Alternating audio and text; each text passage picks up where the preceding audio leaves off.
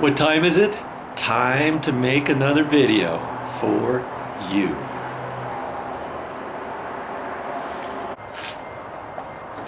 Remember, I've been using these, and these are wearing out. Look at that, where my knuckles are. And these are pretty thin, and they're actually wearing out all the way down. I probably should get some new ones. For right now, I'm gonna save these. I'm not gonna use these today. And you remember the other day, you were watching that particular video, I said I had some orange ones, and I found those. I went out to the garage. Voila. See, they look pretty much the same as the others, as the other one. This lets you breathe a little bit, which I kind of like.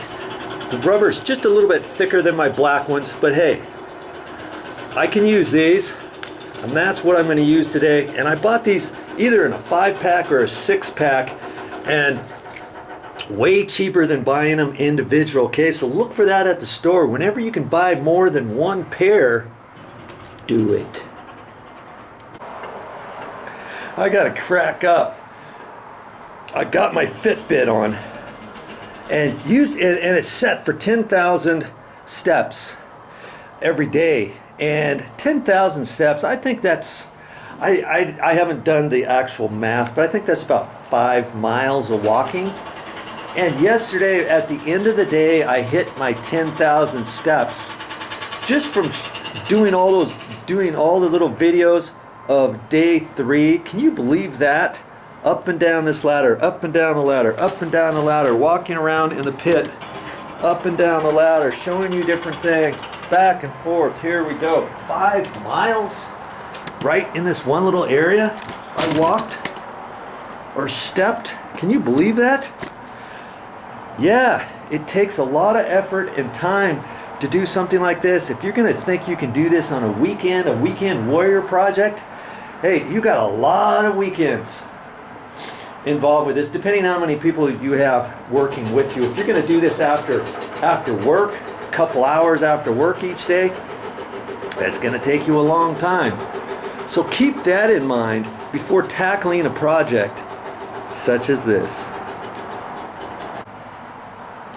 On the other hand, think about this too. All of your labor, you don't have to go out and pay somebody for that. If you know all the tips and techniques and everything that you need to do on a project, you think, hey, I think I can do it. Joe's given me the confidence to let me think I can tackle something, whatever project it is, and you could save money. This particular project, okay, I've got experience doing different things, and I've been a contractor. I used to be a contractor for probably over 30 years, and or close anyways, and I've got enough knowledge and know-how on how I need to get this fixed. But am I a professional flooring guy? Am I a professional tile guy to cut tile or any of that kind of stuff? Am I a professional painter? Am I a professional electrician? Am I a professional plumber? Hey, no. Or maybe I am. Maybe I consider myself to be, but I've got enough know-how to think that, hey, if I put my mind to it, an average Joe just like me can do it too. If you just watch my videos, and I'm not guaranteeing you that you can do everything that I do, but lots of the stuff that I do, I'm showing and explaining it to you. So if you've got the fortitude and the desire, you can do such projects. Now, when I get into an area where I just don't want to tackle it, or I don't feel comfortable, like cutting carpet, rolling out carpet, installing carpet, I'm not going to tackle anything like that. I'm going to let the professional carpet installer do that. But I can tear the carpet out, I can take the tack strip out, do things getting ready for someone, save some money that way, or different things like this. Now, on this particular project, how much would the labor cost? I'm guessing maybe $7,000, $8,000, maybe. Because if you hire a contractor, he's gonna charge you for his labor, and his labor rates aren't going to be cheap, and his rate isn't going to be cheap for his hourly. Plus, he puts an overhead and profit on top of all that.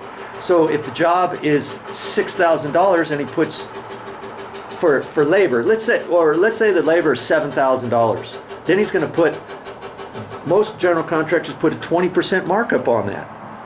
So now 7,000 times 20% is another $1,400. There's $8,400. And if he gets any subcontractors involved, the subcontractor is going to charge us hourly. Plus, he wants a overhead and profit margin for his business, and so easily $8,000, maybe even more, just for labor. And then you've got the material costs and all that. This particular project, I'm hoping to be able to complete all of the labor on my own. I had my neighbor come over and he helped me a little bit remove some of these tiles. I could have done it myself. You saw the first part of that video. I was doing it by myself, and when he came over, he helped me with 8 tiles or so of these big ones, and it was a lot easier. And he said, hey, when you get ready to put the tiles in, if you want some help, just let me know and I'll come over and help you. So, you know, something like that. It's not going to cost me an hourly, but overall, I think I'm going to be able to save a lot of money. And I try to look at the good and the positive aspect of this entire project. And that is, what is that, by the way? Well, that is, I can get my video camera out here and I spend more time. Yes, this is taking me more labor, intensive labor to make all these videos for you and show them and set up the video cameras and all that kind of stuff. That cost me a few hours each day on just back and forth with the video camera, explaining to you and all that kind of stuff. But it's like my training classroom. This is my classroom teaching you how to do different things. And that's how I look at all my projects. Whenever I get ready to do something inside the house for somebody and I think, hey, I can make a video of that. Yeah, it takes me a little bit more time. I look at that as a classroom setting, and it takes me time and effort, yes, of course, to set up the video camera, show you what I'm doing, explaining to you what I'm doing. But on the offshoot of that, I can then upload it to YouTube. And once I upload it to YouTube, anybody who wants to watch it can watch it. And I've already done it. All my labor is done, editing, uploading, saving the videos, uploading the videos, writing text for titling it, doing tag words and keywords. But once I get it up on YouTube, I have a chance of making money on these videos, even though you're watching them for free. Okay, so that's another way on how I can pay for some of my labor costs. Okay, so I don't mind showing you these videos.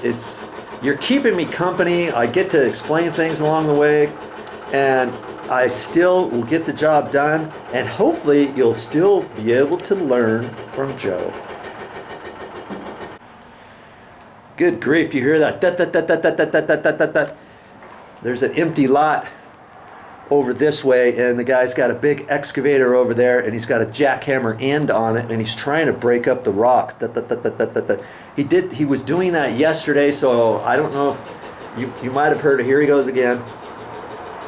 And you might have heard it, and you know, that may happen all day long, but that's not going to keep me from doing my work or bringing it to you.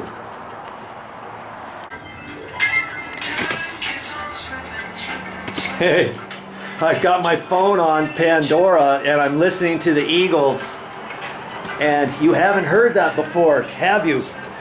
Any music on my videos for this project? That's because I've been showing everything for you, and periodically today I'm going to be working large segments of it without you involved, and when that time happens, I'm going to leave my radio on. I'm just going to leave my radio on, and that helps get your day going and finishing, especially when you're doing something like this. You know, it just makes the day a little bit easier. I used to, before cell phones and all that, I used to have a radio. That was one of my most important tools when I was working alone or in different areas where I wasn't bothering any tenants or anything like that. We'd just turn the radio up and go to town. So think about that on your next project. Hopefully it doesn't get your mind, you know, turned sideways or anything when you're working. But shoot, this is going to help me today get this all cleaned up. I've got piles of stuff here. I got to cut this stuff up over here, take all that stuff out, cut all that. And so I'm going to spend a few hours, and that's kind of my relaxing time right now before I start having to think about how am I going to patch all this over here and getting the rest of this stuff demoed. What stuff needs to be demoed, what stuff doesn't need to be demoed, what is still safe, what needs to be taken out, and all that kind of stuff. I'll think about that later, but for right now I get to listen to my tunes. Nice, look at that, all nice and clean. And I swept this all up too. It was pretty dusty, and I want to keep this as clean as possible so I don't track it inside the house. And I used my trusty bag here, and this is my fourth bag so far. I put a piece of cardboard down here. See that? That was a cardboard box, and I just pulled it out. And I think I might just leave it here. That'll protect the tile edge in case I whack it accidentally or something. And I've swept all this stuff up. Yes, this was all dirty before. And you know, this bag is probably 15 pounds or so. I don't want to overload it, and I try to be careful with the nails in the wood. That's why I bend them all down. I try to keep them off of the edge of this, and then I just carry it. See, it's probably 15 pounds or so, and I ended up carrying that right through the house. I took my shoes off, put my shoes in there, and carried it out to the garage, put my shoes back on, and put it in the garbage container. And I've got just enough room for this right here, and the garbage guy's going to be here in a couple days. And my neighbor's going to let me use his garbage can for a few more things. See, this stuff here, I haven't cut it up yet, but I've cleaned all this. You remember all the stuff down there? And I ended up using my 5-gallon bucket. I took my bucket down there and I'd fill my bucket up, come back up on the ladder, kaboom, dump it in there. All the loose, small stuff that could fit in the 5-gallon bucket. I used a nice heavy plastic dustpan. I used my knee pad because I got down there and I had to sift through the dirt and stuff, and picked up all the stuff, and then all the loose dirt, I took all that and kind of filled up next to the concrete stem wall right there. I kind of leveled that off a little bit better. See, doesn't that look nicer?